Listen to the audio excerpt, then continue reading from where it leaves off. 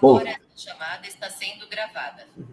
boa noite, então, sejam bem-vindos e bem-vindas. Estamos aqui nessa noite para mais uma atividade da nossa disciplina, abordagens da cidade do urbano na Amazônia, ministrada por mim, professor Roberto Antero, para o curso de mestrado em Geografia da Universidade Federal do Norte do Tocantins. Hoje, nosso convidado para palestra-aula é o professor Dr. Marcos Vinícius Mariano de Souza, professor do PPG Unifespa, e o título da aula, palestra, é Habitação, Desigualdades Socioespaciais e Direito à Cidade na Amazônia. Professor Marcos é doutor em Geografia pela Universidade, professor Marcos Vinícius Mariano de Souza, doutor em Geografia pela Universidade Federal de Uberlândia, teve um período de sanduíche, doutorado de sanduíche em Lisboa, Portugal, mestre em Geografia em 2009 e graduação em Geografia com licenciatura e bacharelado também pela Universidade Federal de Uberlândia em 2006. Tem experiência na área de Geografia, com ênfase em Geografia Urbana, atuando principalmente nos seguintes temas: cidades médias, produção do espaço urbano, dinâmica espacial das cidades, de comércio e serviço, mercado imobiliário e reestruturação das cidades, cidades médias e pequenas na Amazônia. Atualmente é professor na Universidade Federal do Sul e Sudeste do Pará, campus Universidade de Marabá, é professor do Programa de Pós-Graduação em Geografia da Unifespa, PPGG, do Programa de Pós-Graduação em Dinâmicas Territoriais e Sociedades da Amazônia, PDTSA da Unifespa, do Programa de Pós-Graduação em Desenvolvimento Regional e Urbano da Amazônia, PPG-JAN, foi coordenador local do TINTA em Geografia Humana da Unifespa.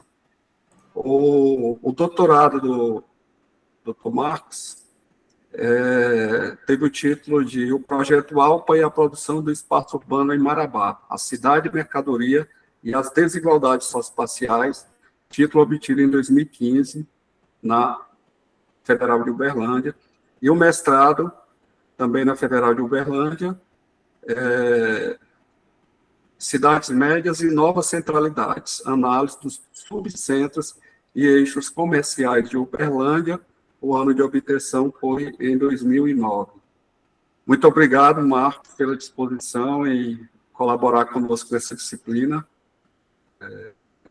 Trazer aí, a gente está falando sobre abordagens da cidade do urbano na Amazônia e, nesse momento, estendendo essa possibilidade aí para que a gente tenha aqui a participação de outros professores, pesquisadores de outras cidades médias, principalmente aqui no nosso entorno. Então, conforme nós conversamos, você vai ter o tempo aí para fazer a sua apresentação. Se tiver alguma apresentação, pode ficar à vontade, viu? E aí é com você. Tá? Aqui, além dos alunos do mestrado, nós temos alguns convidados aqui que apareceram, alguns alunos da graduação. A turma do mestrado é pequena. Então, é com você, Marcos. Obrigado, professor Roberto, pelo convite. Uma honra poder participar dessa aula junto com o programa de pós-graduação em Geografia da UFNT, que é um programa, vamos dizer, um programa irmão do nosso programa aqui, o PPGG, que fomos aprovados no mesmo ano, né, na mesma PCN. Apesar de a nossa turma começou de fato agora no mês de agosto, né, nossa primeira turma, então estamos aqui ainda no primeiro semestre. E que bom poder revê-lo. Você recebeu gentilmente em Araguaína quando a gente fez um trabalho de campo aí, né, com a turma de Geografia, e nada mais justo poder retribuir a gentileza agora com essa fala aí para a turma do mestrado. Então, o Roberto me sugeriu, né, para falar, me sugeriu 2 temas para falar aqui com vocês, e o tema que eu escolhi foi o tema da habitação, desigualdades socioespaciais e direito à cidade na Amazônia. que é um tema sobre o qual tenho pesquisado desde que eu me mudei para a Amazônia, né? Desde que eu comecei a estudar, sobretudo, a cidade de Marabá, que é meu principal campo de estudo, e que foi tema da minha tese de doutorado. Então, esse tema das desigualdades, ele perpassa aí pela minha trajetória de pesquisa dos últimos 15 anos, que é o período que eu estou aqui na Amazônia.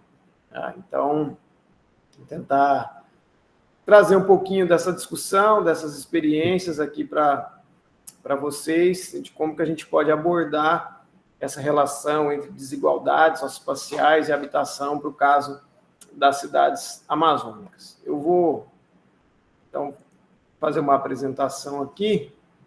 Deixa eu ver se vai dar tudo certo. Estou acompanhando aqui no celular também. Deixa eu mudar aqui para... Aí, aqui parece que está ok, né, Roberto? Tá sim, Marcos. Então tá. Então, como já dito, né, o tema habitação, desigualdades socioespaciais e direito à cidade na Amazônia. Então, atualmente eu estou vinculado a 3 programas de pós-graduação aqui na Unifespa. Eu devo me desvincular ao final do ano de um deles, assim que eu terminar a orientação. Então, eu estou aqui no programa de pós-graduação em Geografia, que é o mais recente, o PPG-PAN, que é o nosso programa de Planejamento e Desenvolvimento Urbano e Regional, e o PDTSA, que é o Programa de Dinâmicas Territoriais e Sociedade na Amazônia, que é o programa de mestrado mais antigo aqui da Unifespa, que é um programa interdisciplinar. Bom, para que a gente começar a falar a respeito desse tema de desigualdades socioespaciais e habitação, eu achei importante a gente tentar trazer a relação e, por conseguinte, as diferenças entre as palavras diferença e desigualdade, porque nós partimos da premissa de que, no momento atual, as cidades brasileiras, sobretudo isso tem se manifestado agora com uma certa força nas cidades médias, e claro que isso também acontece na Amazônia, elas estão se desenvolvendo a partir de processos de ampliação da diferenciação e, consequentemente, das desigualdades socioespaciais. Então, são processos que estão acontecendo de forma simultânea, mas amplificando, sobretudo, a questão da desigualdade. Então, primeiro, tentar a gente ver o que é diferença e o que é desigualdade. Num primeiro momento, até se a gente for pegar qual que é o antônimo dessas palavras, o antônimo de diferença e de desigualdade é a palavra igualdade, para os dois casos. Então, elas são muito parecidas, mas quando a gente traz elas para as questões urbanas, elas querem dizer coisas distintas, tá? Então, primeiro, a palavra diferença, ela diz respeito, né, à qualidade ou estado daquilo que é diferente, é a propriedade ou característica pela qual as pessoas ou as coisas diferem uma das outras, ou um outro significado pode ser da falta de igualdade, de semelhança, ou de semelhança, de desigualdade. Olha só, como na própria definição da palavra diferença aparece a palavra desigualdade, de dessemelhança ou distinta.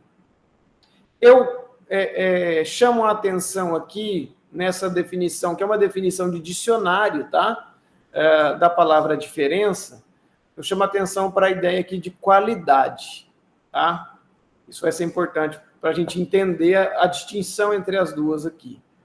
E, enquanto isso, a desigualdade é o atributo, né, de pessoas, de coisas distintas, de dessemelhança ou de diferença, veja a confusão entre elas, mas eu destaco aqui a ideia de falta de equilíbrio, de disparidade e de distância. Então, quando a gente compara as duas palavras, essas marcações que eu fiz já começam a trazer significados para nós onde é possível distingui-las. Então, quando nós falamos em diferença, nós estamos falando de qualidades. vamos trazer isso para a questão urbana. Por exemplo, eu tenho um bairro da cidade onde predomina a verticalização, predomina os prédios com mais de 5 pavimentos.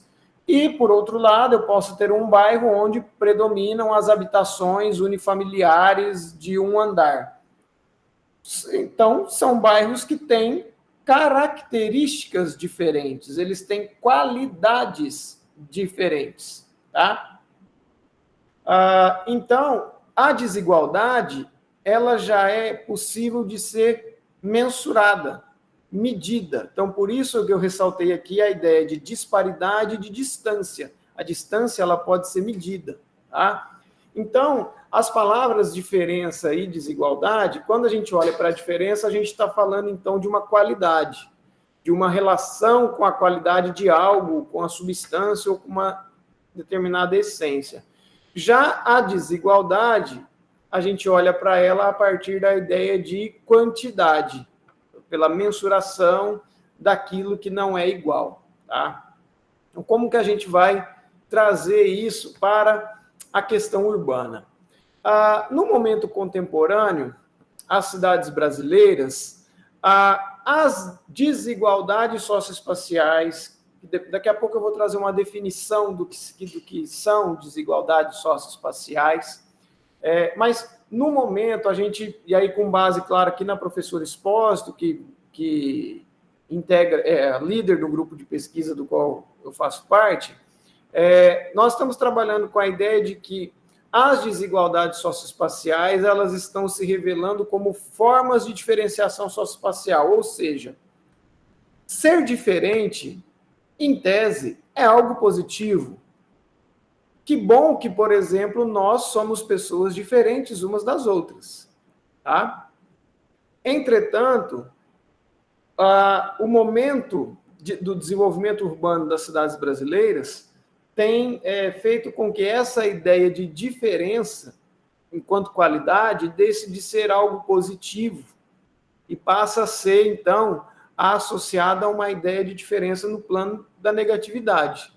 Porque essa diferenciação socioespacial, tornar, por exemplo, áreas da cidade diferentes uma das outras, está fazendo com que essa diferenciação de qualidade também seja uma diferenciação de quantidade. E essa diferenciação de quantidade, ela vai desencadear, desembocar nas desigualdades socioespaciais.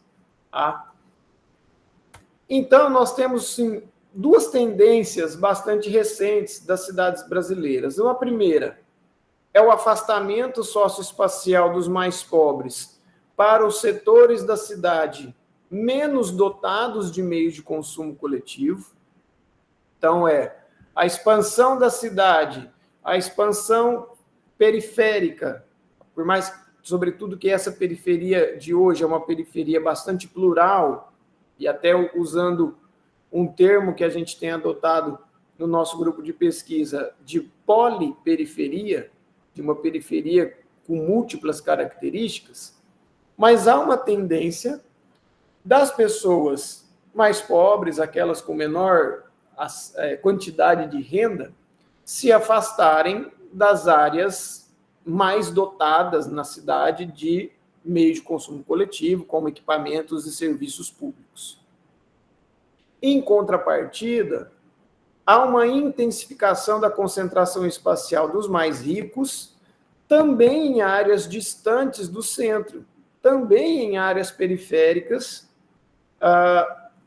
mas em locais fortemente servidos por bens e serviços públicos e privados. Eu coloco um asterisco aqui nessa última fala, dessa ideia de áreas fortemente servidas por bens e serviços públicos e privados, que isso não é uma realidade de toda cidade, e sobretudo quando a gente olha para a Amazônia. Tá? Há sim a intensificação dos mais ricos se concentrarem em áreas mais distantes dos centros.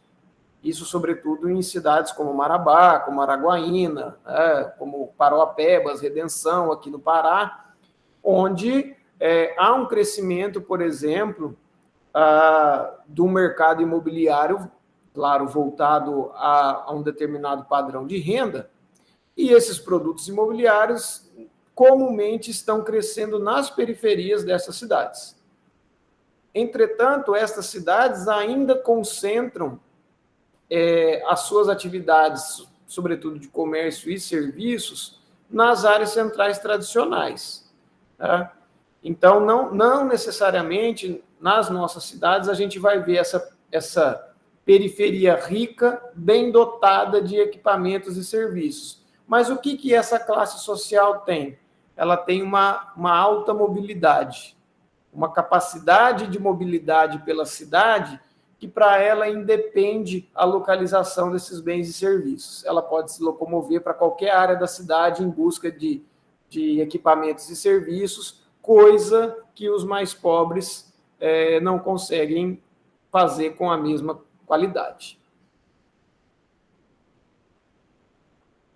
Então, pensando um pouco na conceituação do que podemos chamar de desigualdades socioespaciais, eu gosto muito da ideia da professora Arlete Moisés Rodrigues, que eu coloco aqui, não é uma citação direta de um trabalho dela, mas é um pouco da ideia que ela quer chamar de desigualdades socioespaciais. Então, seria, né, a expressão espacial da existência de classes sociais e de diferentes formas de se apropriar da riqueza produzida. E aí, essas classes sociais que se apropriam de diferentes formas da riqueza socialmente produzida vão acessar ou se apropriar de formas distintas daquilo que a cidade oferece, daquilo que essa riqueza produzida vai oferecer para o cidadão. Então, são condições distintas, né, de apropriação da cidade e da riqueza produzida. E essas condições distintas que faz com que classes sociais diferentes acessem a cidade de forma diferente, ela é uma condição intrínseca da urbanização capitalista e que está diretamente relacionada com a existência da propriedade privada. À medida em que o acesso, por exemplo, à cidade, ou, por exemplo, o acesso à moradia e à habitação, que é o tema da aula aqui, é um acesso que se dá a partir, normalmente, de um mercado de compra e venda, né? Ou através dos programas habitacionais governamentais, mas que também têm uma relação mercadológica. Tá? E, pegando aí uma ideia da professora Expósito, a história da nossa urbanização, da urbanização brasileira, é uma história de iniquidade, é uma história de desigualdades, né? Em que a maior oferta de bens de consumo coletivo, como infraestruturas, equipamentos, serviços públicos urbanos, é direcionada proporcionalmente, de forma maior, para quem menos precisa. Tá? Enquanto que aqueles que mais precisam, as possibilidades de acesso a esses bens e a essas infraestruturas coletivas, a chance de acesso ela é bem menor. Então, um pouco essa ideia, que é uma ideia baseada em quantidades, em métricas, né? na quantidade, por exemplo, de bens e serviços que eu posso acessar, nas distâncias que eu tenho que percorrer para acessar determinados serviços, né? Para acessar determinados equipamentos. Então, isso tem sido algo crescente nas nossas cidades, né? De que há um processo de amplificação dessas desigualdades socioespaciais. Bom, e como que isso se relaciona com a habitação, que é o tema aqui da aula, né? Bom, como eu falei anteriormente, uma das razões da existência das desigualdades socioespaciais é a própria existência da propriedade privada. Tá? Então, o acesso à habitação, à mercadoria à habitação, ele acaba se dando por um mercado regulado, e normalmente esse mercado regulado através da forma preço. o quanto eu tenho de dinheiro para pagar para comprar uma propriedade privada, uma moradia na cidade. Tá? Então, a forma como vai ser possível acessar esse bem, que é a habitação, está diretamente relacionada ao poder de compra que as diferentes camadas sociais têm para adquirir. Por isso que o mercado imobiliário, ele produz o imóvel certo, na localização certa, ao preço certo e para o público-alvo certo. Isso tudo baseado o quê? Na forma preço. Aquele imóvel, aquele empreendimento imobiliário, seja, por exemplo, um loteamento, ou seja, um condomínio fechado, né? Ele é pensado o local onde ele irá se instalar e esse local, lógico, vai ter um preço destinado a um determinado público-alvo. Isso vai fazer com que nós tenhamos um processo recente nas nossas cidades de precarização do habitat e de financiarização do habitat. Aí eu estou usando aqui um par proposto pelo Lefebvre, né, de habitar e habitat, a ideia de que o habitat está ligado à ideia de direito à cidade, né, é mais do que apenas morar na cidade, mas é morar e ter condições de viver nessa cidade, então está ligado às condições de vida, e o habitat é a moradia propriamente dita, a habitação. Então nós passamos por um processo recente em que há uma financiarização do habitat, uma mercadorização, né, do habitat, cada vez então mais ligado a uma dinâmica imobiliária, onde é num mercado de compra e venda que se adquire a habitação, e por conta disso, por conta das diferentes formas de acesso à riqueza produzida, que nos divide em classes sociais, esse acesso a esse habitat financiarizado, ele não é igualitário.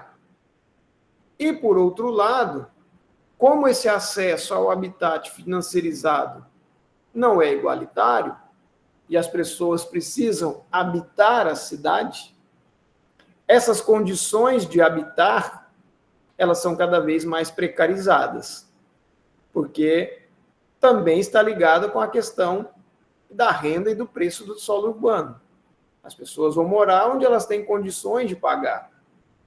E onde elas têm condições de pagar, dependendo da sua classe social, isso vai ter implicações diretas, por exemplo, nas práticas espaciais, que é onde eu vou chegar mais à frente. Como que algo até que, de certa forma, havia se perdido um pouco na geografia, a importância da localização, mas como que atualmente a localização, o local onde se mora na cidade é fundamental para as práticas espaciais que as diferentes classes sociais exercem no espaço urbano. Aqui, não sei quem de vocês que estão aí na aula, que conhece, por exemplo, a cidade de Marabá. A cidade de Marabá ela tem uma forma urbana bastante sui generis, bastante distinta de outras cidades. E aqui, mais do que em qualquer outro lugar, a gente percebe muito isso, que o seu local de moradia determina diretamente as práticas espaciais, do trabalhar, do consumir, do lazer e etc. Acaba que, de certa forma, dependendo das classes sociais, há um certo confinamento das pessoas em determinadas partes da cidade. Por conta, então, desse processo que nós temos atualmente, nas cidades brasileiras, de uma prevalência da financiarização do habitat e que, por conseguinte, leva a uma precarização do habitat para determinadas classes sociais.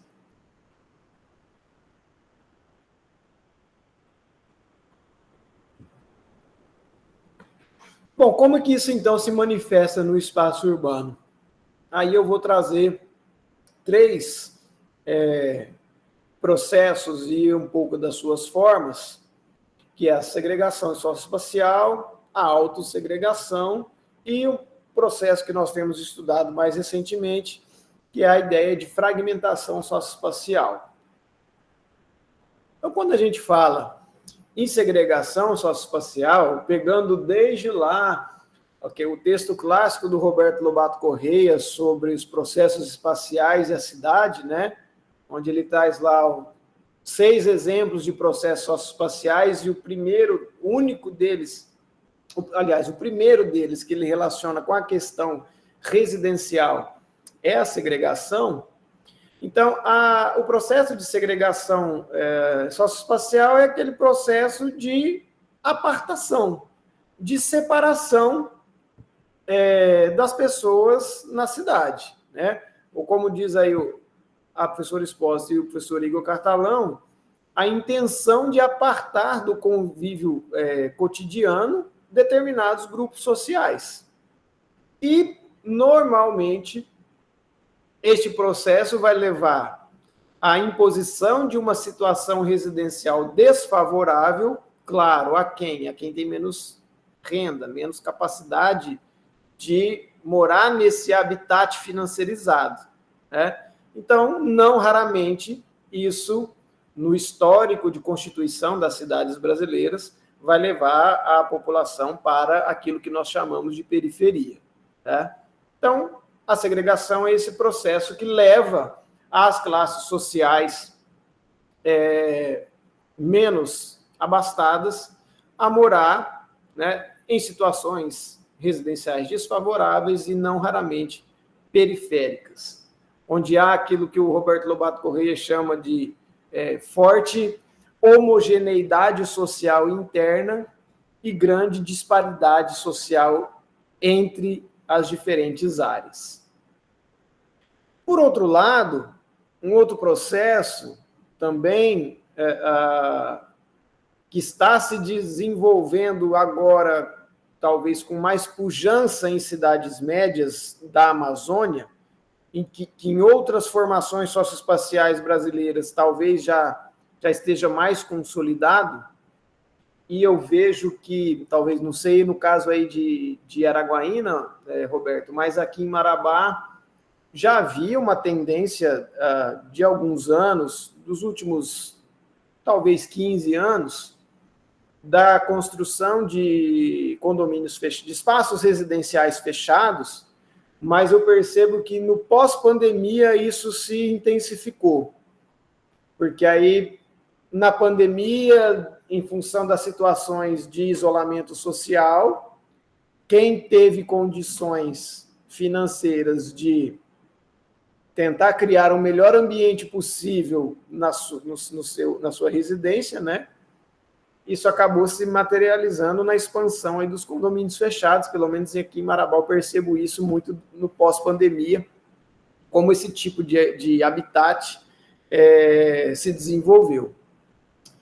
Então, a gente passa de um processo que é a segregação, que é presente nas nossas cidades, né?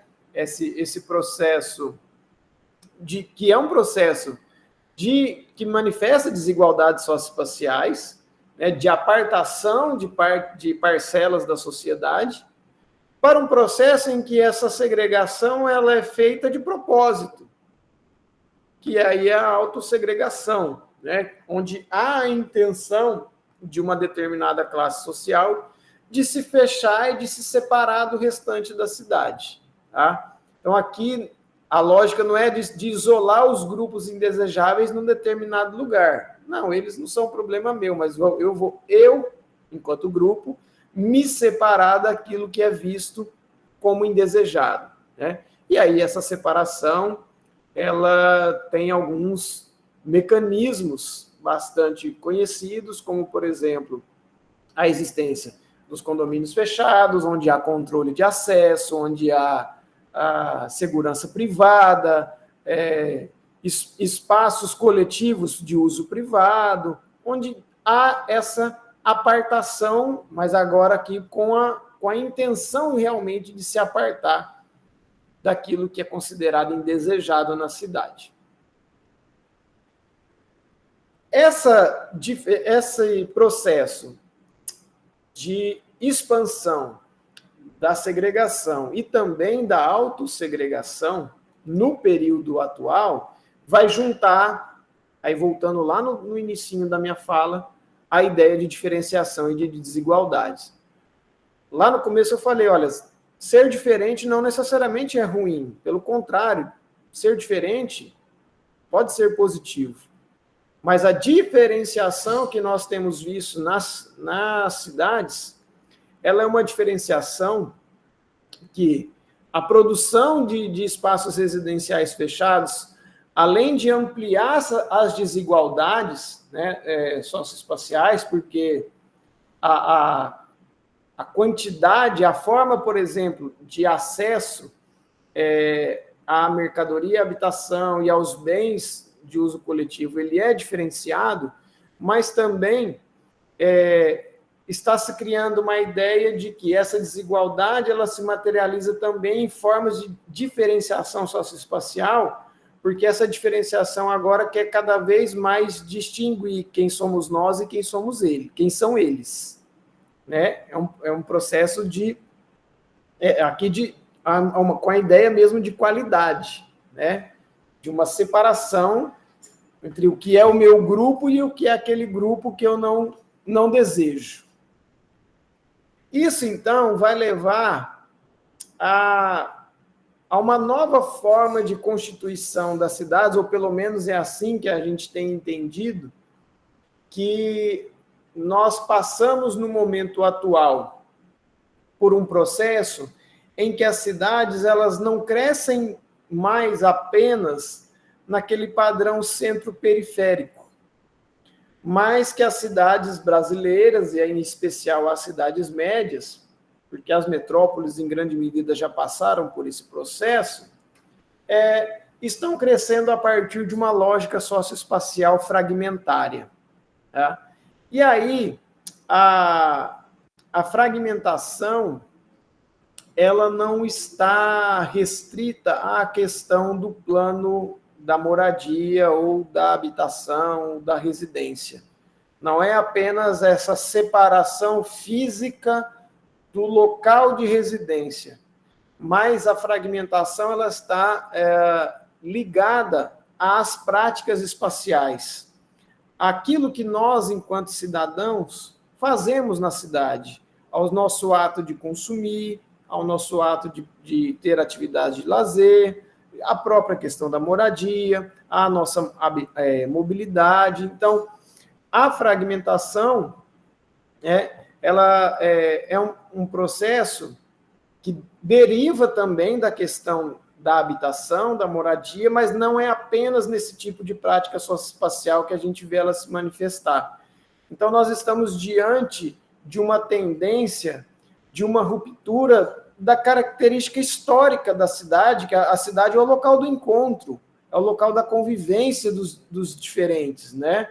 Então, nós estamos partindo para um processo de crescimento e produção do espaço urbano, em que essa ideia de convivência, de partilha da cidade, não é a ideia que prevalece. É quase que uma ideia de anticidade.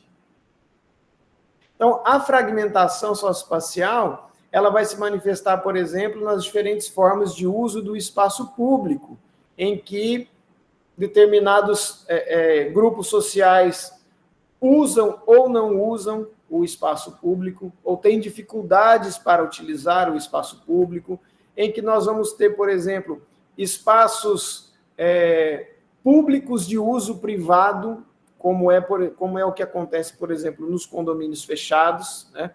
O espaço de condomínio fechado, ele é público porque ele pertence aos moradores que detêm uma parcela daquele condomínio, mas ele é de uso privado, porque somente aqueles moradores podem utilizá-lo. A fragmentação vai se manifestar nos locais em que nós podemos ver, por exemplo, o ato do consumir, desde de uma feira livre talvez a uma rede de supermercados cada vez mais elitizados e segmentados, e vai se manifestar também nas diferentes formas de moradia, seja nos condomínios, nos espaços residenciais fechados, ou, por exemplo, nos conjuntos habitacionais do programa Minha Casa Minha Vida. E como que isso, então, se manifesta nas diferentes práticas espaciais realizadas pelo cidadão. Vou tentar trazer um pouco alguns exemplos. Tá? Então, essa ideia a gente tem compartilhado a partir de um projeto que está em desenvolvimento desde 2019, que é o projeto Fragmentação Socioespacial e Urbanização Brasileira. É um projeto capitaneado pela Unesp de Presidente Prudente, pela professora Maria Encarnação Expósito. Inclusive, já estamos agora em fase de finalização do projeto, ele já tem, inclusive, um livro publicado, que é um livro da metodologia do projeto, que chama, acho que é Metodologia de Pesquisas em Estudos Urbanos, que é um livro da editora Consequência, que trabalha exemplos das várias metodologias que nós utilizamos, e nós estamos agora na fase de finalização dos textos, que devem sair aí 4 livros como resultado desse projeto. Então, foi um projeto desenvolvido em diferentes cidades brasileiras, em sua grande maioria cidades médias, tá? Aqui no norte e nordeste são apenas 2 cidades, né? Marabá e Mossoró, e o restante das cidades do centro-sul do país.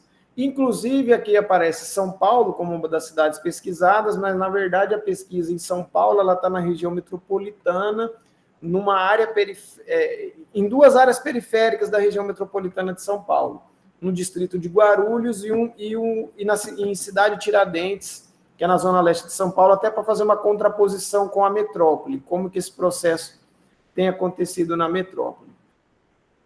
Aqui, só para vocês terem uma ideia de como esse processo de fragmentação socioespacial a gente tem percebido a sua efetivação na dinâmica urbana de Marabá, né?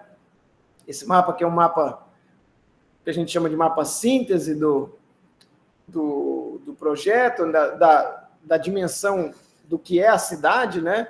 Em que a gente mostra que a localização dos espaços residenciais fechados, que são essas áreas envoltas aí num polígono preto, os espaços do Minha Casa Minha Vida, que são essas áreas envoltas aí no perímetro vermelho, e a partir destas áreas, essas áreas elas serviram para nós, por exemplo, para definição de alguns instrumentos metodológicos, como as entrevistas,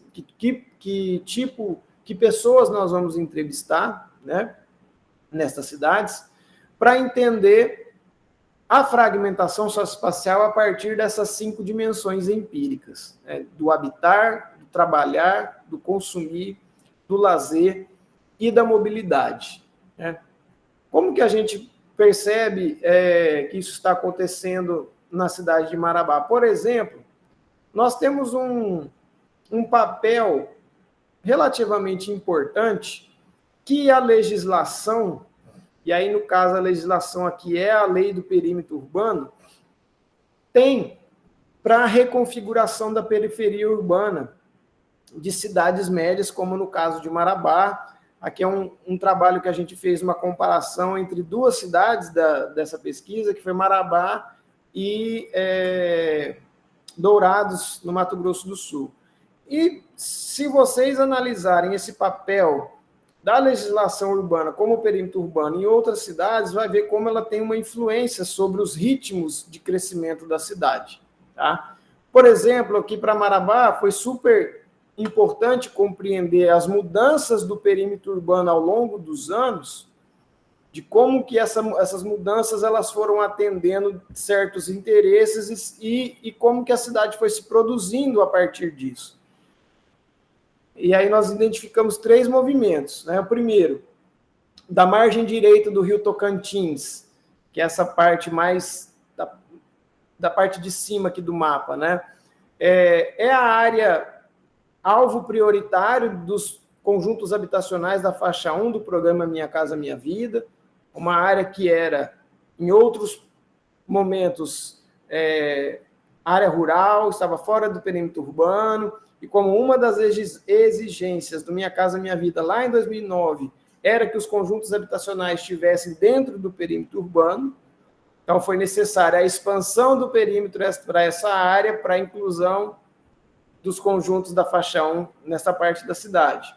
Por outro lado, as zonas de expansão, que aqui nós temos 2 zonas de expansão urbana em Marabá, uma a leste e uma a oeste, elas são as áreas prioritárias dos empreendimentos imobiliários privados, e a gente pode ver isso claramente aqui neste outro mapa de localização dos empreendimentos privados, seja na zona de expansão leste, seja na zona de expansão oeste.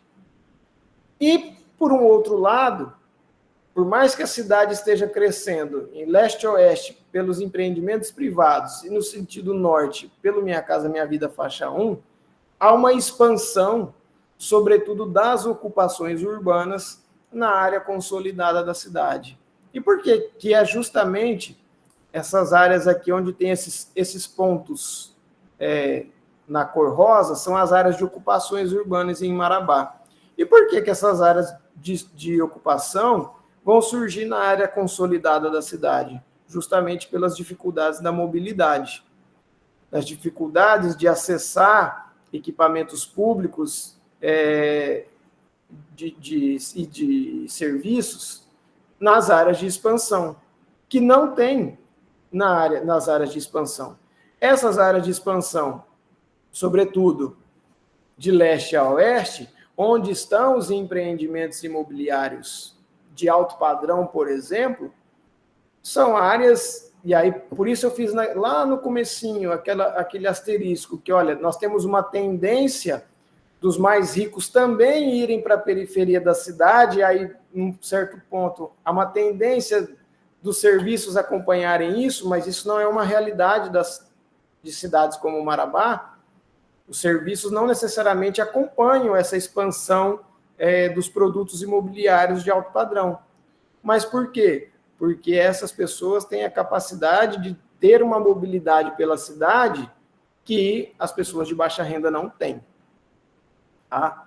Então, nós temos uma nova configuração da periferia urbana de Marabá. Essa configuração ela se dá a partir de uma lógica imposta pelos agentes do que nós chamamos do ramo fundiário, imobiliário e incorporador, porque aqui há uma imbricação entre proprietários de terra, construtoras e incorporadoras. Né?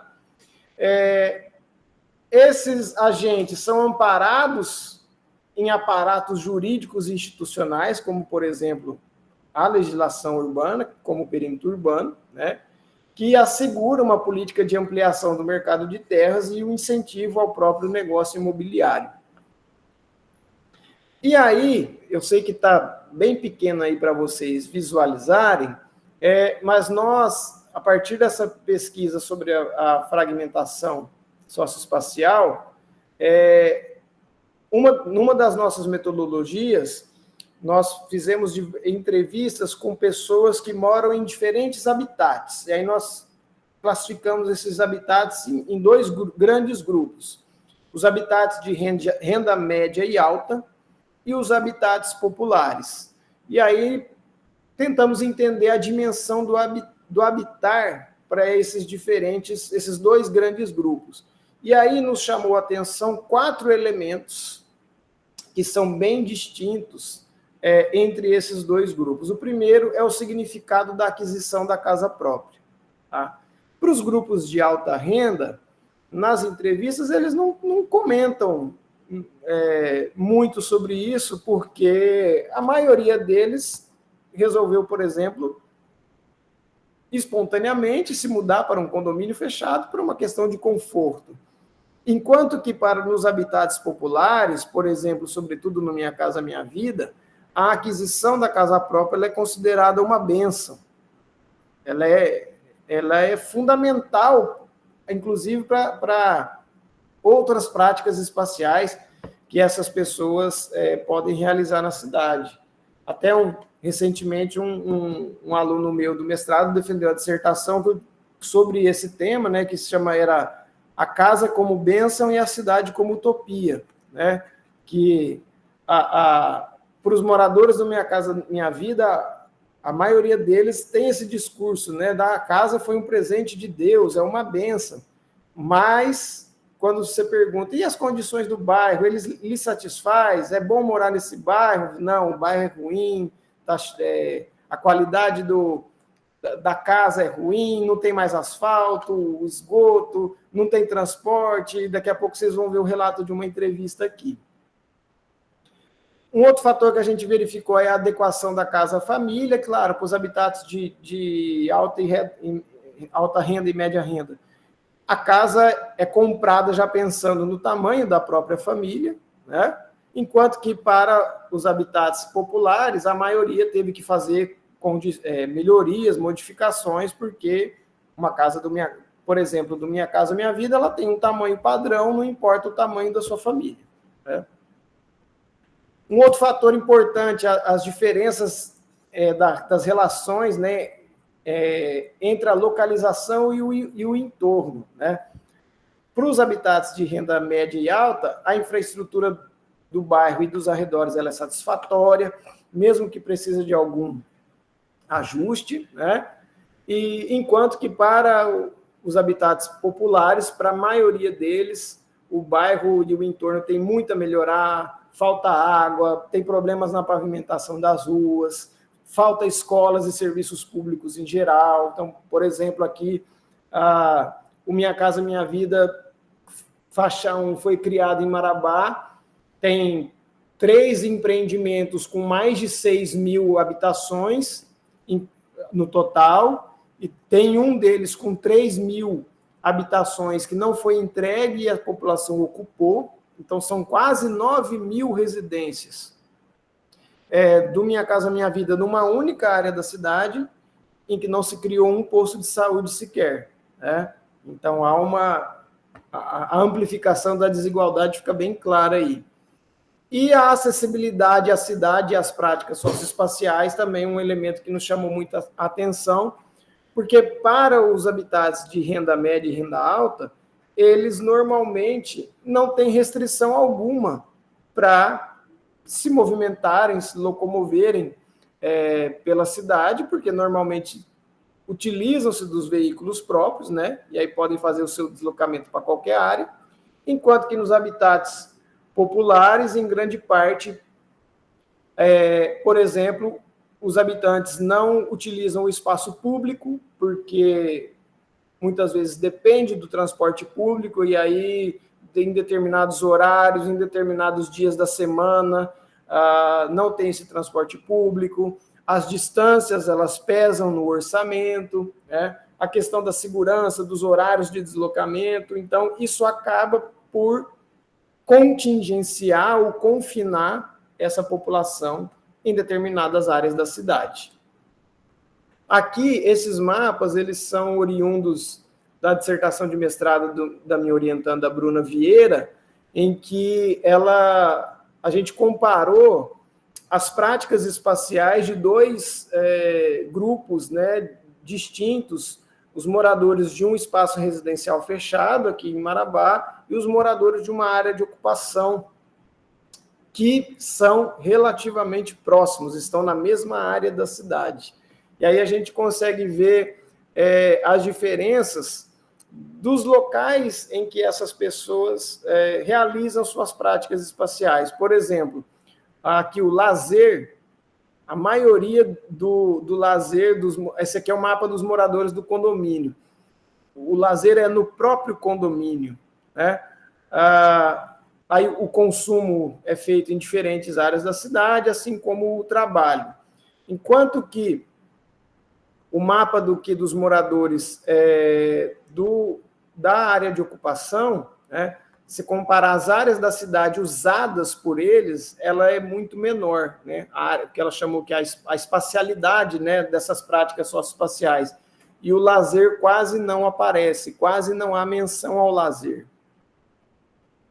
E aí, quando a gente compara as duas espacialidades, né, então a área da cidade usada pelos moradores dos espaços residenciais fechados, ela é muito maior do que a dos moradores das áreas de ocupação. Inclusive, no trabalho dela, ela levantou questões que no nosso projeto original a gente não estava levantando, que era, por exemplo, quais são as escolas em que as crianças desses residenciais estudam, os postos de saúde, os equipamentos de saúde que eles frequentam. E aí a gente vê que, assim, que desde a infância essas pessoas convivem, ou melhor, não convivem, né? Elas realizam práticas espaciais em áreas completamente distintas da cidade. Então, desde a infância, elas já são destinadas, de certa forma, a não conviverem na cidade. E aí, então, como que a gente pode exemplificar essas práticas espaciais e como elas fragmentam, mostram essa tendência da cidade crescer a partir da fragmentação em diferentes dimensões, né? No trabalhar, por exemplo, aqui a gente traz um relato de um grupo focal que nós realizamos em um residencial do Minha Casa Minha Vida aqui em Marabá, né? Numa das falas do grupo, as colaboradoras trouxeram essa ideia. Eu digo, parei de trabalhar porque ficou muito contramão para mim trabalhar. E ficar indo, então, só o meu esposo trabalha para o lado de lá, como o lado de lá da cidade, né? Questão de emprego, o povo tem muito preconceito. Quando bota morada nova, eles não querem empregar as pessoas. Então, aqui volta aquela relação de como que a localização ela é determinante nas práticas espaciais. Isso apareceu muito aqui para nós, nas nossas entrevistas e no grupo focal, de pessoas dizendo, olha, numa entrevista de emprego eu tenho que mentir o meu local de moradia. Se eu disser que eu moro em determinada área da cidade, ali eu já estou eliminado, não importa a minha qualificação. No lazer também a gente consegue identificar essa ideia da fragmentação, né? Um entrevistado aqui, ele diz, olha, o meu lazer é só em casa, assistindo série. Aqui, por exemplo, se eu for sair daqui, eu tenho que sair com R$300, porque eu gosto de comer e beber. Aí eu prefiro ficar em casa, porque às vezes se eu for para um lazer lá na Nova Marabá, eu tenho que ir para dormir ou vir cedo, porque a gente chama Uber quando tinha e eles não vinham, né? Então vejam como que também no lazer a gente vê essa dimensão dessa apartação cada vez maior das pessoas na cidade, essa ruptura que então não está ligada somente à questão da moradia, mas que vai se manifestar em outras dimensões da vida, como o lazer, como o trabalho, como o consumo e etc. Tá? Então, nesse sentido, as desigualdades socioespaciais, elas influenciam nas condições coletivas e individuais de mobilidade e de acesso que as pessoas têm aos diferentes setores da cidade, e assim como condicionam o lugar de cada um do ponto de vista da moradia. Acaba que o local de moradia condiciona, a partir, sobretudo, em casos onde há uma precariedade ou uma debilidade da mobilidade, condiciona as práticas socioespaciais. Os locais onde essas pessoas vão realizar as suas práticas socioespaciais ou até mesmo o fato de não realizá-las. Tá? Por isso, então, a mobilidade e a habitação elas se constituem importantes dimensões para a compreensão do processo de fragmentação socioespacial nas cidades brasileiras. Esse é um texto aí que eu, o Wagner Amorim e outros colegas estamos finalizando aí para publicar. E para finalizar, já que a gente está falando aqui da relação com a Amazônia, eu trouxe aqui até uma foto do trabalho de conclusão de curso da minha orientanda, Elizabeth Amaro, que eu acho até que ela estava aqui na sala, que eu vi. Eu quero dizer que na Amazônia nem tudo é o que parece. Então, é preciso fazer uma ponderação quando a gente trata das cidades na Amazônia.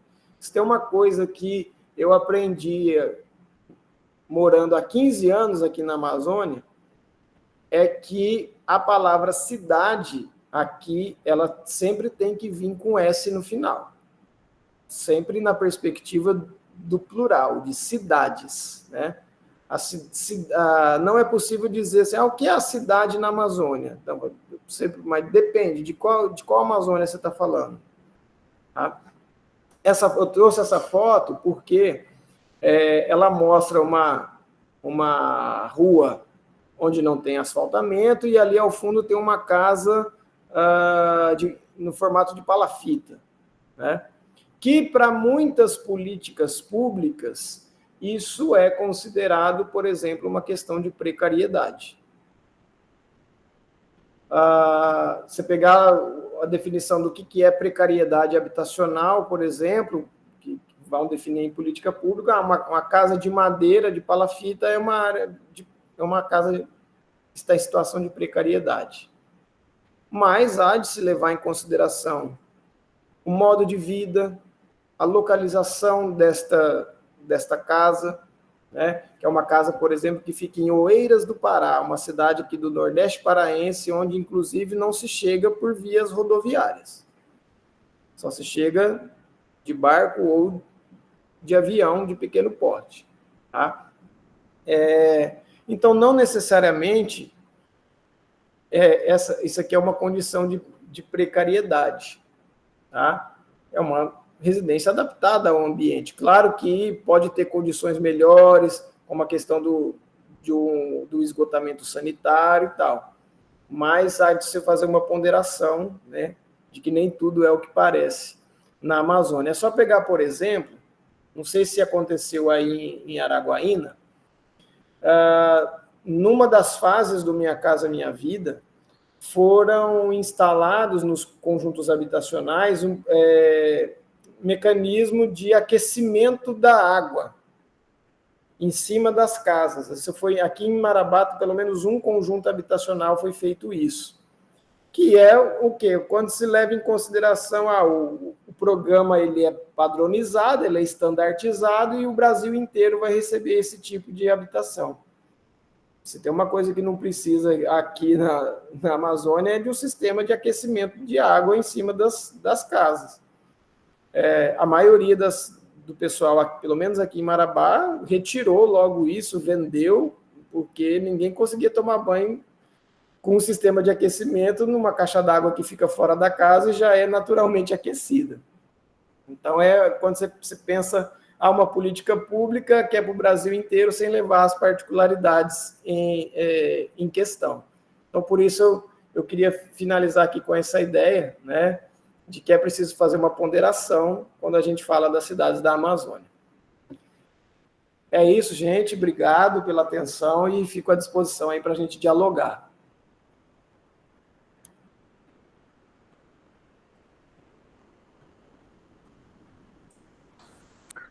Muito obrigado, Marcos. Parabéns aí pela exposição, né? E agora a gente vai abrir aí para os debates, 3 inscrições por blocos, né? E o pessoal pode tanto escrever no chat, que aí quiser que eu leia, ou pode abrir a câmera e fazer a pergunta diretamente para o professor. Fiquem à vontade. Agradeço todos os convidados que estão chegando aí, viu? E é isso. Abrimos para debate. O Murilo levantou a mão já. Tem outro inscrito? O Murilo, em seguida, a gente vê quem é o outro. É o Bruno. Murilo e Bruno. Boa noite, professor. Parabéns, professor. Bela exposição, muito bom mesmo. Sou nascido em Marabá e criado em Tupiranga. É uma região que eu tenho um apego sentimental muito grande por ela, né? A minha pergunta, professor, é mais para em relação ao shopping de Marabá. Se eu não estou enganado, ele foi instalado em 2013, e o senhor falou que tem mais de uns 15, tem 15 anos já viu essa implantação, né? Aí o que eu queria entender mais é assim, como se deu, como foi o impacto da instalação desse shopping? Ele já foi instalado em uma área que era, assim, de certa forma, elitizada, ou classe média? Houve uma transformação nessa região em que ele foi implantado? Ele foi voltado mais a que público específico? Teve algum público específico da cidade de Marabá que foi mais beneficiado, foi mais afetado? A minha dúvida é mais isso mesmo, para saber. Eu sei que não foi muito bem o que o senhor falou, mas aí como entra nessa questão que o senhor falou dessa desigualdade, crescimento e tudo mais, aí é mais para poder só saber se o senhor tem alguma coisa a contribuir, a falar, que a minha pesquisa, junto com o professor Roberto Antero, é mais nesse sentido, de tentar entender os impactos da instalação do shopping, que está sendo instalado agora aqui em Araguarina, na região sul, né? E essa região sul, aqui tem um conjunto habitacional da Minha Casa Minha Vida, ou seja, é uma área popular, só que ela está tendo uma transformação socioespacial muito grande devido à instalação desses shoppings, sabe? Então, é mais para poder tentar entender esse panorama de Marabá, né? Até porque são cidades de porte semelhante, não iguais, têm suas especificidades, mas são semelhantes. A gente faz um bloco, Roberto? Sim. Aí vamos abrir para o Bruno, aí fechamos. O Moreira fez muitas perguntas aí, né? Aí, Bruno. Tem uma da Carolina aqui também, no chat. Tem, né? Você quer... Beleza, professor Marcos Souza, obrigado pela aula. E eu tenho basicamente duas perguntas, né? Você falou sobre a quebra de paradigmas, né, da cidade como espaço de convívio, né, que deixa de ser por causa da segregação e também por causa da autossegregação.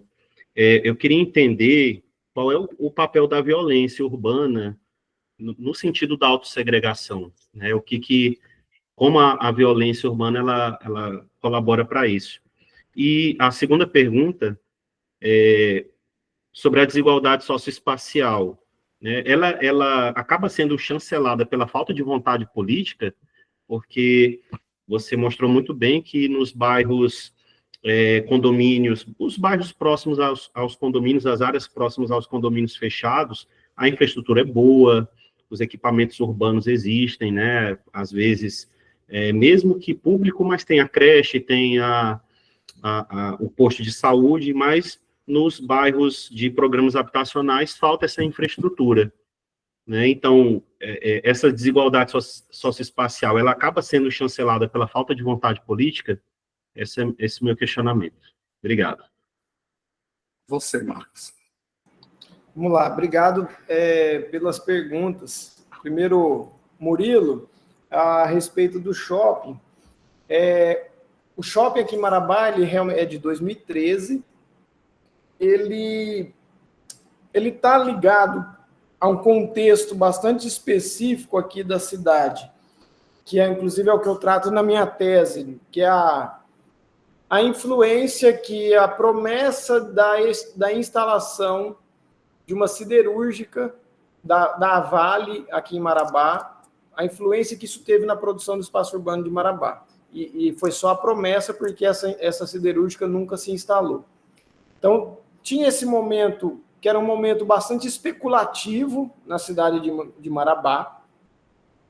E isso, claro, também está aliado, a gente tem que olhar para o cenário nacional. O que estava acontecendo no cenário nacional? Que é o momento de expansão do Minha Casa Minha Vida. Então, Marabá estava nessa efervescência, vamos dizer assim, de chegada de vários empreendimentos do Minha Casa Minha Vida, seja faixa 1, ou seja, os empreendimentos privados que usam do recurso do Minha Casa Minha Vida, né, o faixa 2 e 3, e essa expectativa da construção dessa siderúrgica, que se chamava ALPA. Então, Marabá cresceu o número de empreendimentos imobiliários, de empreendimentos comerciais. E o shopping surge nesse momento. Na verdade, naquele momento, haviam 2 projetos de shopping para Marabá. Um projeto de um grupo que chamava Unique Shopping, que inclusive foi o grupo que criou o shopping de Parauapebas. Então, Parauapebas teve o shopping primeiro que Marabá, mas tinha aqui a planta, o stand de vendas, e depois acabou não saindo.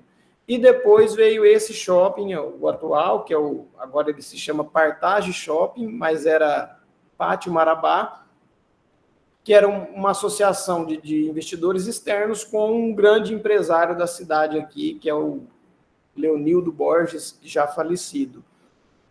O shopping de Marabá, ele se instala na rodovia Transamazônica. E aí, ele não provoca grandes transformações no seu entorno. Esse é um dado interessante,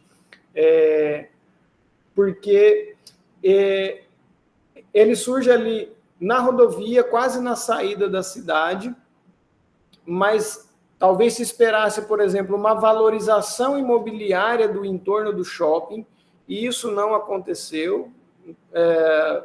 Só que eu vejo que, e aí eu vejo isso através de estudos, de colegas que já defenderam o trabalho sobre isso, que ele ajudou na transformação da rodovia Transamazônica, que eu falo que ela deixou de ser ela deixou de ser uma rodovia para ser um eixo comercial. Antes, a Transamazônica em Marabá era um local de passagem, era uma rodovia de fato, tá? Mas, a partir de 2013 para cá, juntando essas questões desse momento da efervescência da produção do espaço urbano, a Transamazônica se torna um espaço de instalação das grandes superfícies comerciais. Então, tem nela o shopping, nela vão surgir os super e hipermercados dos grupos externos, que é algo novo para Marabá, é algo de 2012 para cá. Aí vem a Avan, que é uma grande superfície comercial. Então, acaba que a Transamazônica ela adquire uma centralidade com essas superfícies comerciais, como shoppings e super e hipermercados, que antes ela não tinha. Agora, o que outros efeitos que o shopping provocou? A partir da instalação dele, ficou cada vez mais evidente que a área do chamado centro tradicional de Marabá, que é a que nós chamamos de Velha Marabá, ela foi se transformando cada vez mais numa área de comércio popular, porque até então, antes da existência do shopping, as lojas vamos chamar assim, de grife, de boutique, frequentadas pelas pessoas de alta renda de Marabá, estavam também na Velha Marabá, e elas passam, então, a fazer esse movimento de saída da Velha Marabá, para muitas delas se localizarem posteriormente no shopping. E aí a Velha Marabá se tornando cada vez mais um local de comércio popular. Então, esse é um movimento que a gente viu de efeitos da instalação do shopping aqui em Marabá. A pergunta do Bruno, a primeira, a questão do papel da violência na autossegregação. A violência ela é um dos discursos que estimula a autossegregação. Que, vamos dizer assim, esse é um elemento que ajuda a vender esse produto. Daqui você tem a portaria, o acesso é controlado, o sistema de segurança, vigilante 24 horas, etc., com aquela ideia mesmo de negação da cidade. Aqui você tem aquilo que a cidade não oferece. Mas se você fizer pesquisas com moradores desses espaços, você já sofreu algum tipo de violência na cidade? Você vai ver que muitas vezes isso não aconteceu. Então, acaba que há uma impregnação de um discurso da violência, que não necessariamente essas pessoas sofreram dessa violência, e isso fez com que ela mudasse para o espaço residencial fechado, né? Acho que a violência urbana, de certa forma, ela é usada como uma estratégia de marketing para esses empreendimentos. E a questão das desigualdades serem chanceladas pelo poder político, pelo poder público, sim, eu concordo, porque um dos primeiros requisitos do Minha Casa Minha Vida para se escolherem as áreas onde iam se instalar os empreendimentos da faixa 1 era o quê? Estar dentro do perímetro urbano. E aí é por isso que, e aí isso não é exclusividade de Marabá, pelo contrário, isso é o padrão do Minha Casa Minha Vida no Brasil, que os faixa 1 estão nas bordas mais longínquas da cidade, ao ponto de ter aí em Araguaína um empreendimento que a sala em Araguaína, a cozinha em Vanderlândia. Né? E por que isso? Porque em 95% dos municípios brasileiros que se inscreveram junto ao governo federal para receber o Minha Casa Minha Vida faixa 1, quem fez a escolha da localização do terreno foram as empresas construtoras e não o poder público. E aí a empresa construtora, o objetivo dela é que eu sou beneficente, eu quero construir casa para a população pobre? Não, eu quero é ganhar dinheiro. E como que eu vou ganhar dinheiro? Escolhendo o terreno mais barato e construindo com material mais barato. E onde que está o terreno mais barato? Como eu costumo dizer aqui, onde o Judas perdeu a meia. Né? Nas áreas mais distantes das centralidades. E o poder público, qual que é o prefeito que vai dizer, não, eu não quero receber 6.000 casas? Nenhum gestor vai fazer isso. Então, ele aceita essas condições e coloca deixa um conjunto habitacional, ele recebe esse conjunto habitacional nas áreas mais distantes da cidade e depois o poder público fica com o ônus de ter que levar transporte público para lá, de levar educação, de levar saúde, etc. Hoje, depois de muitas críticas que vários estudiosos fizeram sobre o Minha Casa Minha Vida, agora com o governo Lula, o novo Minha Casa Minha Vida coloca que, olha, os empreendimentos precisam estar em áreas consolidadas da cidade.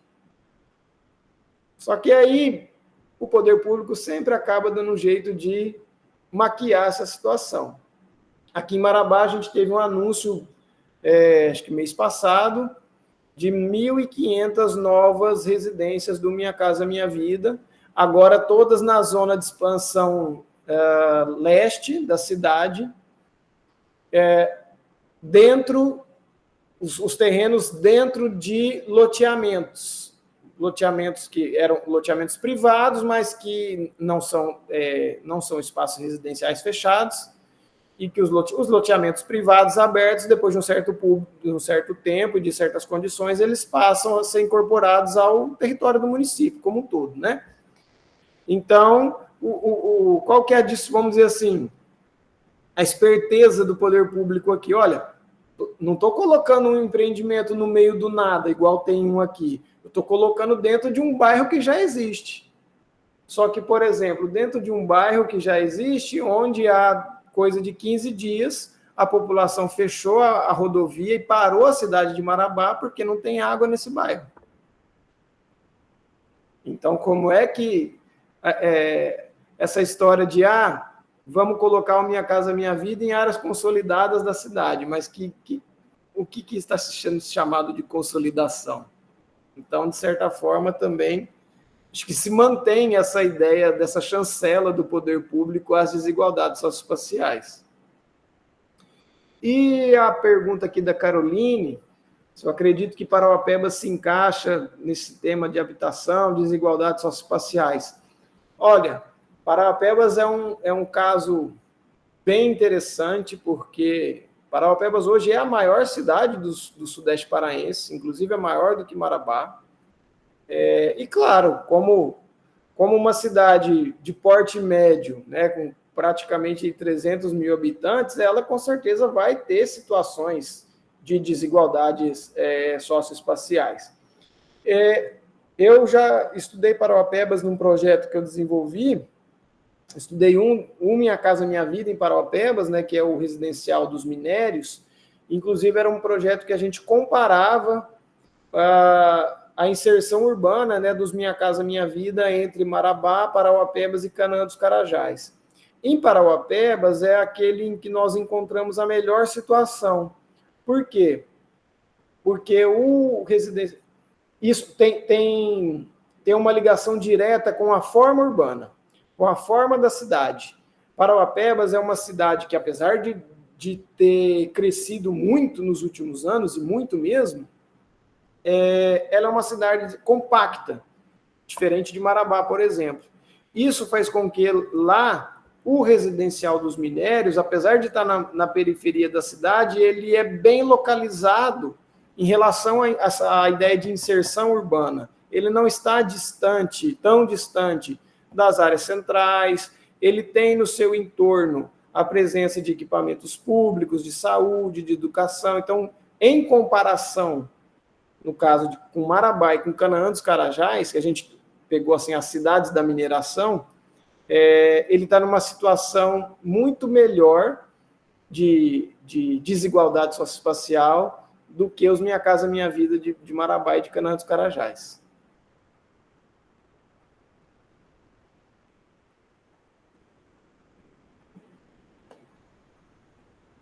Bom, obrigado, Marcos. Então, vamos para mais uma rodada de perguntas, de dúvidas. Karina Rafaela, pode usar o microfone e, em seguida, o outro já faz a inscrição aí para entrar também. Boa noite, professor Roberto Antero. Boa noite, professor Marcos. Eu me chamo Karina Rafaela, sou graduanda do 8º período de Geografia e eu faço movimento pendular de São Geraldo do Araguaia, no Pará, para Araguaína. Só que agora, nesse exato momento, eu estou em Araguaína. Tá. Marabá, eu conheço Marabá. Devido ao meu trabalho em São Geraldo, eu faço algumas viagens no decorrer do mês para Marabá.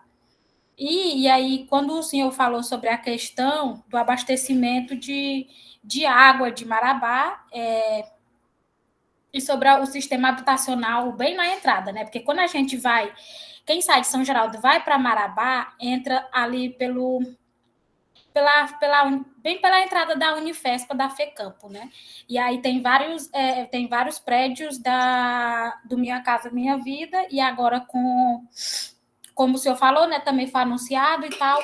E assim, eu queria que o senhor me explicasse mais ou menos como que funciona o sistema de abastecimento de água de Marabá, né? Porque eu acredito que o sistema de água de Marabá seja um sistema público diferente do de São Geraldo, porque em São Geraldo é privado e a gente paga para a BRK.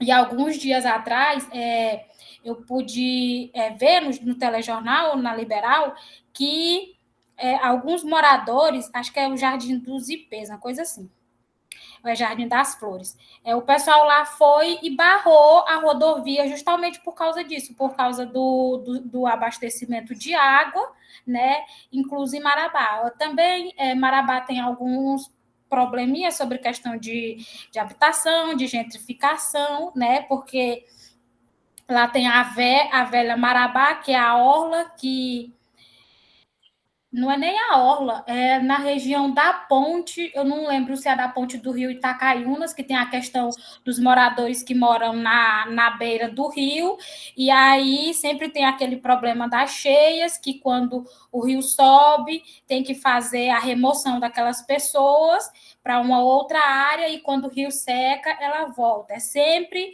um problema que vem aí de Marabá de longos anos, e é sempre pauta de políticos que vai fazer isso, vai fazer aquilo, e nunca resolve. Sempre eles saem, mas eles voltam, né? E aí eu queria que o senhor me explicasse esses dois pontos, a questão do abastecimento de água em Marabá e a questão da moradia dessas pessoas que moram em Palafita, nas margens do rio Itacaiunas. Tem outra inscrição agora? Senão você responde logo essa, Marcos, enquanto o outro se dispõe aí para fazer mais um bloco, né? Enquanto outro inscrito aí se prontifica. Ok. Karina, obrigado pelas perguntas. Então, primeira questão do abastecimento de água. Marabá tem a concessionária do Estado, né, a Cozampa, que presta o abastecimento para a cidade, mas esse abastecimento não atinge a cidade toda.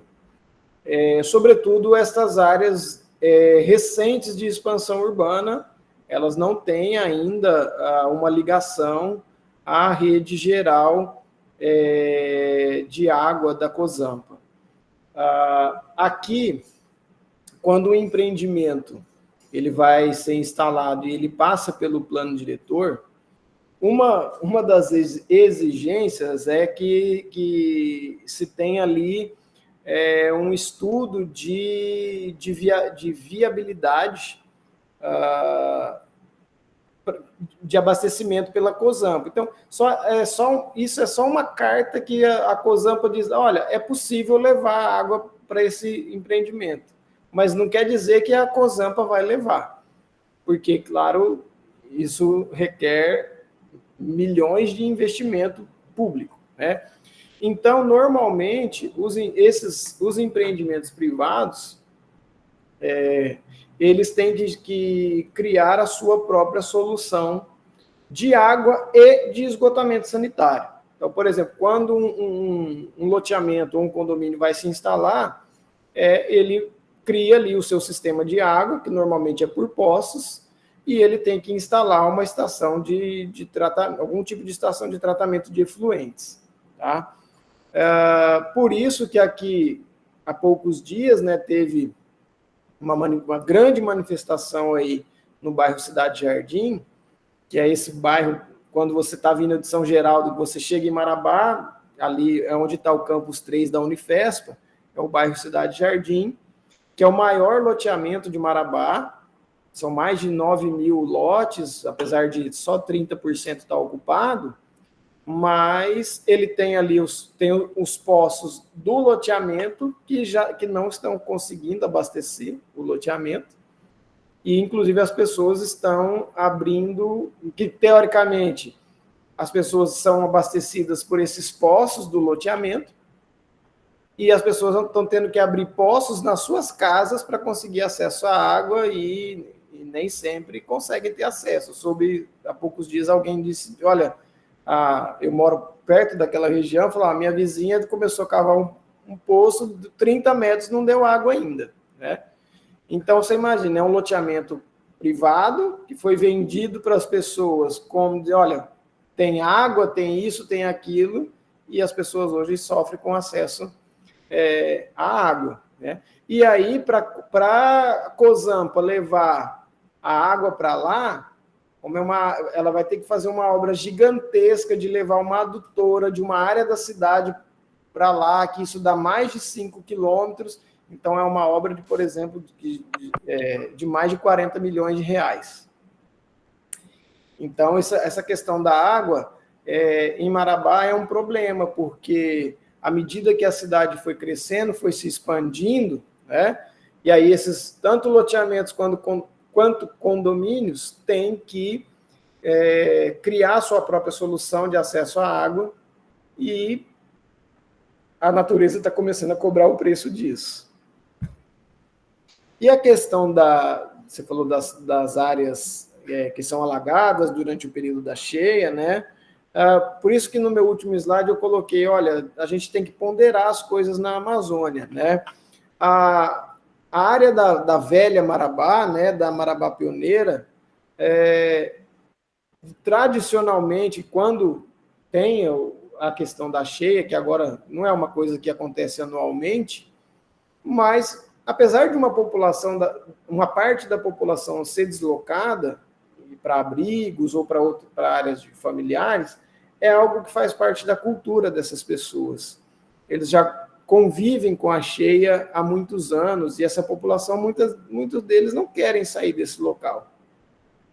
A solução ali, não tem outra solução a não ser a retirada definitiva das pessoas daquele local, mas como que você vai retirar a história da cidade? Uma área da cidade que existe há mais de 100 anos, né? O que é possível fazer hoje é evitar que outras áreas que sofrem com as inundações sejam ocupadas, né? A gente tem aqui uma legislação que diz que nada pode ser construído em Marabá abaixo da cota de 82 metros, né? Mas acaba que, num habitat urbano cada vez mais financiarizado, o que sobra para quem não tem renda para comprar um pedaço de terra na cidade? Morar naqueles lugares que o mercado não quer. E quais os locais que o mercado não quer? Os locais onde ele não pode construir. São as áreas de APP, as áreas passíveis de inundação. Então, infelizmente, essas áreas são as áreas que muitas das vezes acabam sendo as áreas possíveis de habitação para determinados grupos sociais. Absolutamente correto, professor Marcos. O Duvaldo está aqui, ele é ex-aluno nosso, trabalha na Superintendência de Desenvolvimento Urbano, ele pode confirmar aí.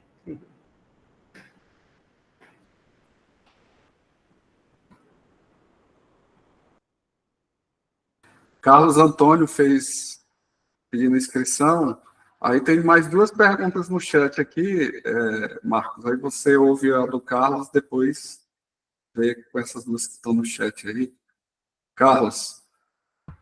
Boa noite, professor Marcos. Eu gostaria de saber, o senhor citou durante a sua fala que Marabá é uma cidade sui generis. Eu gostaria que o senhor destacasse quais são as características que colocam Marabá nesse patamar. Tá? É só isso. Muito obrigado. Carlos, essa questão de chamar Marabá de uma cidade sui generis está muito ligado à forma urbana, ao desenho da cidade, porque Marabá é uma cidade que tem dois acidentes geográficos importantes dentro da sua área urbana, que são dois rios, né? Que é o rio Tocantins e o rio Itacaiunas, e por conta das condições naturais, a forma como a cidade cresceu está diretamente ligada à presença desses dois rios. Então, tem determinadas áreas da cidade que fisicamente elas não podem se encontrar, porque são áreas alagadiças, áreas de várzea, de varjão. Isso faz com que a cidade de Marabá ela não seja uma cidade compacta. Ela não é uma cidade única. Vamos pensar assim, num único corpo. Então, Marabá ela é dividida, a sua estrutura urbana, em 5 núcleos urbanos. Então, ela tem 5 áreas de concentração de pessoas, né? Que é a Velha Marabá, a Cidade Nova, a Nova Marabá, São Félix e Morada Nova. Então, essa questão do sítio urbano, da natureza do sítio urbano de Marabá, influenciou a forma como a cidade cresceu, e aí ela cresceu, então, de uma forma espacialmente dispersa e descontínua. E isso de certa forma, dificulta demais a administração de uma cidade dessa por parte do poder público. Você pensa, por exemplo, para você ir da Velha Marabá para o final da Morada Nova, isso tudo é perímetro urbano, são aproximadamente 25 quilômetros. Você imagina uma cidade considerada uma cidade média da Amazônia, para você ir de uma área a outra da cidade, você tem que andar 25 quilômetros dentro de área urbana, né? Então, a ideia da cidade sui generis, diferente de tudo, é por conta da forma urbana de Marabá, do seu formato. Tá? Deixa eu ver aqui alguma das perguntas do chat. O Elisvaldo perguntou: o que é o direito à cidade? As comunidades da periferia entendem isso? Como está sendo a devolutiva do seu trabalho para essas comunidades periféricas? Bom, o direito à cidade é mais do que o direito... Não é um direito do ponto de vista da legislação, de uma lei, também não quer dizer apenas a questão da moradia, mas é o direito que nós, cidadãos, temos de usufruir de tudo aquilo que a cidade nos oferece, né? Da habitação, de poder nos locomovermos pela cidade, por podermos usar a cidade de uma forma igualitária. E acaba que, numa sociedade como a sociedade capitalista, de certa forma, o direito à cidade ele é uma utopia, tá? Mas não é porque ele é uma utopia que a gente não deve tentar buscá-lo. De que forma que os trabalhos são devolvidos, né? Olha, eu fui, por exemplo, durante algum tempo, fui conselheiro aqui do plano diretor da cidade, representando as instituições de ensino e pesquisa. Então, muitas das nossas críticas colocadas em espaços de socialização como esse, a gente acabou conseguindo alguma outra modificação, pelo menos de certa forma, uma conscientização de alguns gestores, né, para tentar modificar essas situações em que aqui uma expressão que eu ouvi aqui que muito me indignou uma vez primeiro a gente cria o problema e depois a solução, né? Eu acho que é pelo contrário. Deixa eu ver aqui a pergunta da Rafaela. Se tratando de direito à cidade, de que forma as políticas públicas de habitação poderiam contribuir para a diminuição das desigualdades socioespaciais, considerando que o território e os terrenos disponíveis estão nas franjas da cidade ou áreas periféricas rurais e distantes dos equipamentos urbanos? Olha, Rafaela, eu não sei se tem terrenos disponíveis somente nas franjas da cidade, tá? Existe um instrumento dentro da política pública que é, por exemplo, a desapropriação para fins da coletividade. Quando o Estado quis, ele desapropriou 1.513 hectares de terra aqui em Marabá para possivelmente construir a Aços Laminados do Pará. O governo do estado bancou essa desapropriação. 15 anos depois, a Aços Laminados do Pará não se efetivou. Os proprietários de terra que foram desapropriados e receberam a indenização, alguns deles vão receber o terreno de volta agora, porque foi desapropriado pelo Estado e a siderúrgica não foi construída. Então, o poder público pode muito bem pegar um terreno dentro de áreas consolidadas da cidade, e que a gente tem isso, então fazer ali um empreendimento habitacional, não precisa ser para 250 moradias, que é o que vai ser feito agora em Marabá, de formato vertical. Talvez com a menor quantidade de moradias, distribuídos pela cidade em vários desses terrenos ociosos, né? E que muitos deles deveriam, por exemplo, estar pagando IPTU progressivo no tempo, e isso não é feito. Então, eu discordo um pouco dessa ideia de que os terrenos disponíveis estão nas franjas da cidade. Não, o que falta é vontade política e coragem para fazer isso. E tem uma pergunta aqui da Juliana. A mineração influencia nessa segregação socioespacial e de que maneira, sobretudo na Amazônia? Sim, Juliana, influencia muito. E por quê?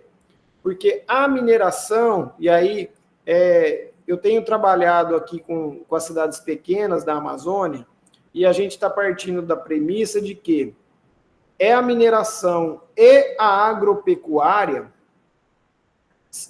são as atividades econômicas que dinamizam estas cidades, que atraem investimentos para estas cidades. Então, as cidades que estão fora do circuito da mineração e da agropecuária globalizada, elas são cidades em que não se tem investimento, a prefeitura é o grande empregador, ela vive do fundo de participação dos municípios.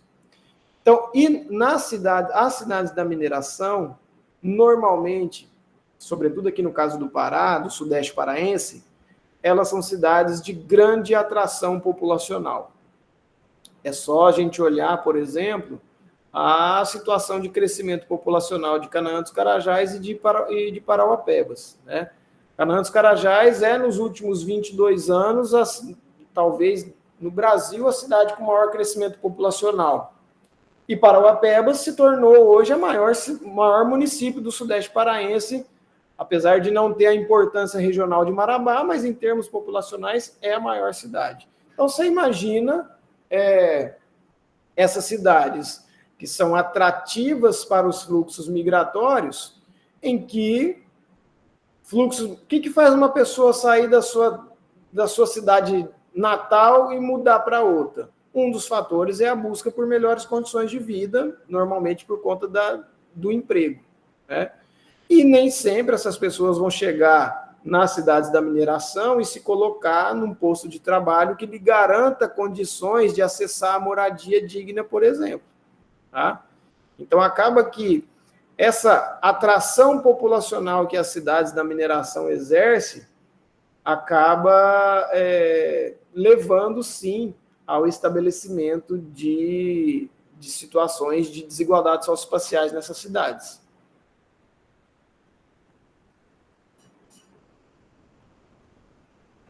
Tem mais alguma pergunta aí ou podemos encerrar? Acho que o professor também já foi bastante explorado aí, né?